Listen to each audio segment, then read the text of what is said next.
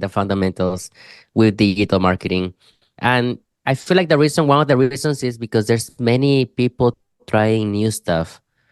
And then if something works for somebody else, people always think that it's gonna work for them too. And I see that happening a lot. But hey, it's a brand new year. I think this is a great topic to start. And yeah, hopefully, you guys remember the fundamentals because keeping it basic is what makes money.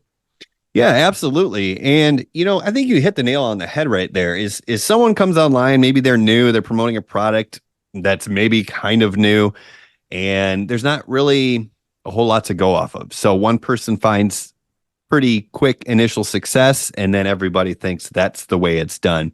Now, obviously, if something works, we're not here to trash it. We're not here to say, hey, just because it's working for them doesn't mean it won't work for you, or will or won't work for you. It could work, it might not. We don't know. So we always encourage folks in their digital marketing to experiment, try new things, figure out what's going to work for them. But I think you're right.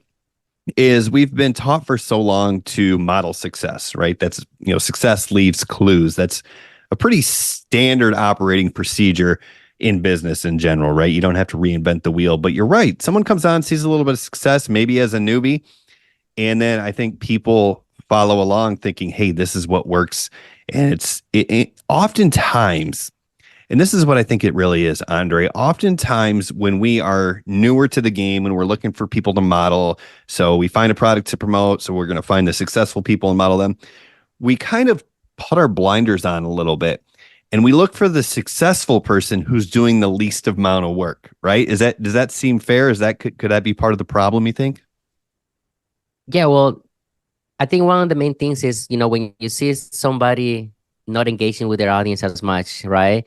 Then you start investigating a little more and you start checking out their accounts.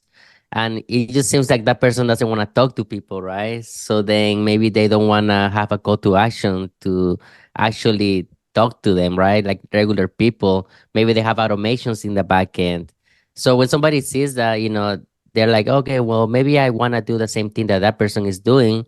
But at the same time, you're not learning the objections of people, for example, right? You're not learning what they're searching. You're not learning the solution that they want to be, to come out of, debt or go on vacations and stuff like that. So you have to actually know those things before you can have any type of automation in your business. Yeah, people are skipping the part where they learn about their prospects. They learn about their avatar.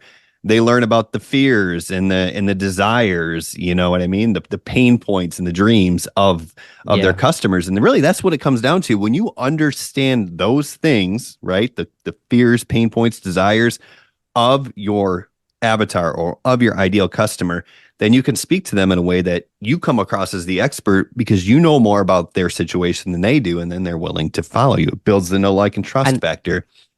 exactly. And then you can use those objections in your content. You get me? And then you're gonna attract way more people, way more people. But just you were right to saying like we're just so used to modeling success. At some point, this is how I always say it to my group of people. At some point, it's good to start with modeling people with success, but at some point, you have to add your own juice. You Yeah, get there me? you At some go. point, you have to show your personality. At some point, you have to uh, show people who you really are as a person or as a marketer, as anything, right?